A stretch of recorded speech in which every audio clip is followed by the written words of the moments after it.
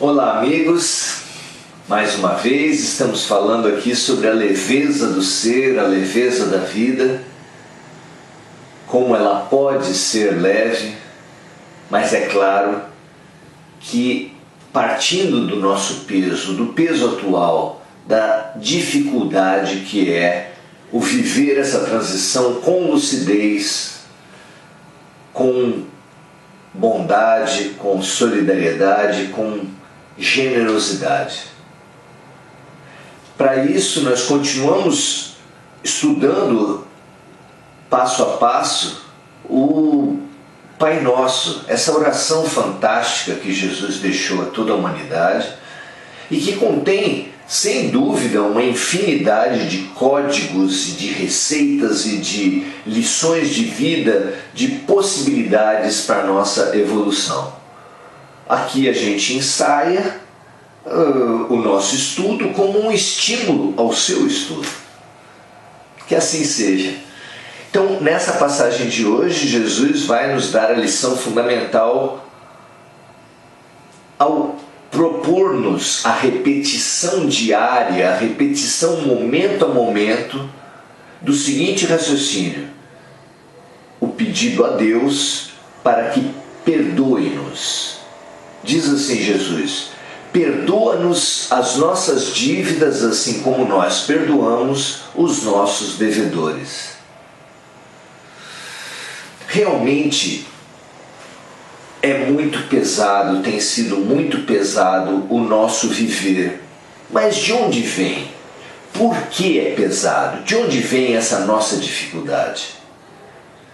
Um símbolo interessante está no nosso sistema policial, judicial, carcerário.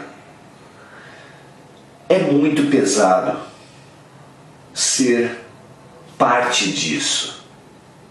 Mas por quê?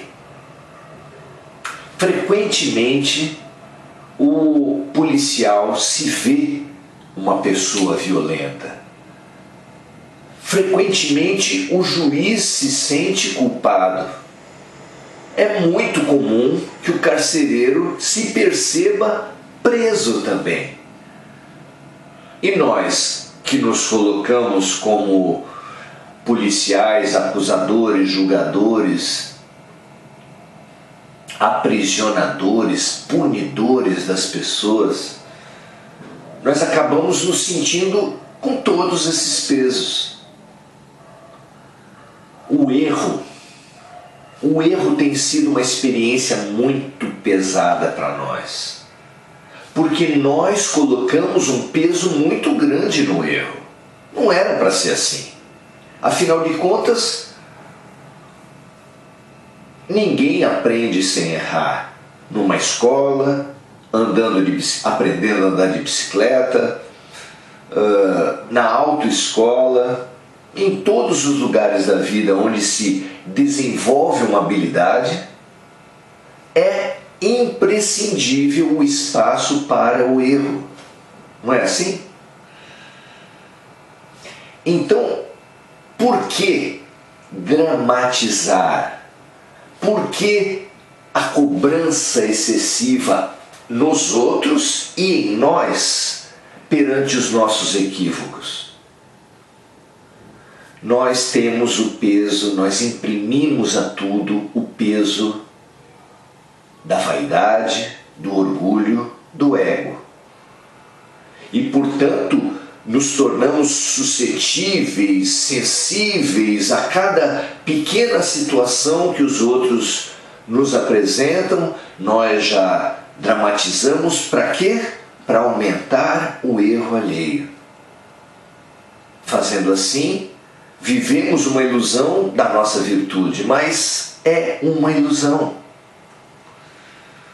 Também quando nós erramos, nós também dramatizamos e aumentamos o nosso erro, mas também aí tem a ilusão de que nos punindo, nos fazendo desmerecedores da alegria, da felicidade, da cura, a gente estaria se limpando dos nossos equívocos, dos nossos pesos. Ao contrário, só aumentam os nossos pesos com esses nossos métodos, não é verdade? Como então? Como então podemos avançar nesse sentido? Para cada estágio em que a pessoa for colhida no processo de rancor, de peso no erro, haverá uma tarefa. Não se pode querer a saída das trevas diretamente para a luz. Então, o vingador, aquele que sentir ânsias de se vingar dos erros que cometerem consigo, ele já será um maravilhoso avanço, ele simplesmente se abster. Já aquele julgador do comportamento alheio, do seu próprio comportamento, aquele juiz implacável com tudo que acontece dentro e fora na sua vida, esse precisará aprender a perdoar, aprender a tirar o peso, a abster-se da punição, percebendo o quanto a punição não tem melhorado as pessoas. A partir do próprio sistema carcerário, o sistema melhora as pessoas, a cadeia faz as pessoas, estimula as pessoas à sua revisão, ao seu aprimoramento, à substituição de maus hábitos. Quem consegue fazer esse processo de melhoria interior, de arrependimento, de elevação íntima, é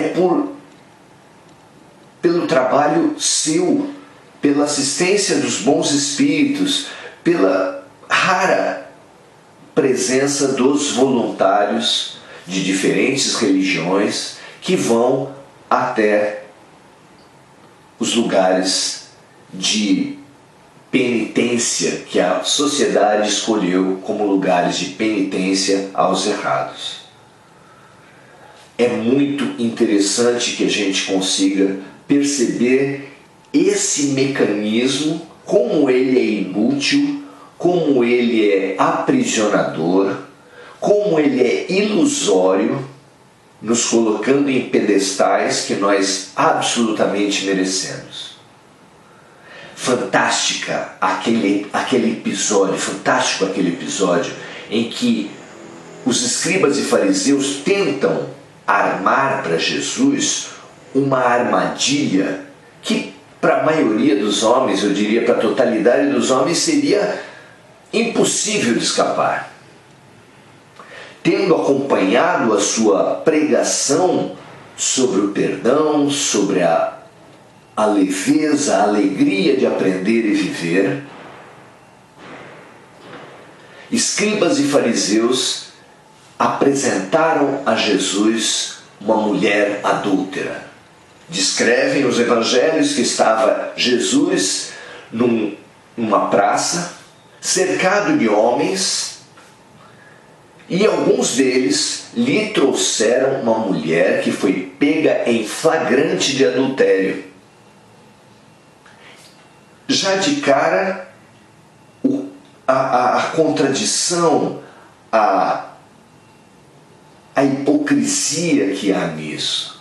Como uma mulher sozinha pode ser pega em flagrante de adultério e apresentada por homens para o apedrejamento? Sim, era para a morte dela que eles apresentaram a Jesus. Por quê? Mestre, Moisés nos disse que apedrejássemos até a morte toda mulher que for pega em flagrante de adultério. E tu, o que dizes? A arapuca estava montada. Se ele negasse Moisés, ele seria sentenciado à morte.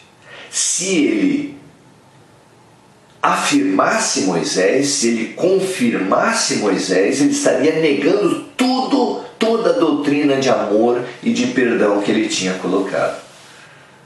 Para todos nós, em todas as situações, a cada vez que nos percebemos policiando, julgando, punindo as pessoas com chantagens, com acusações, repassando mensagens agressivas nas redes sociais, no WhatsApp.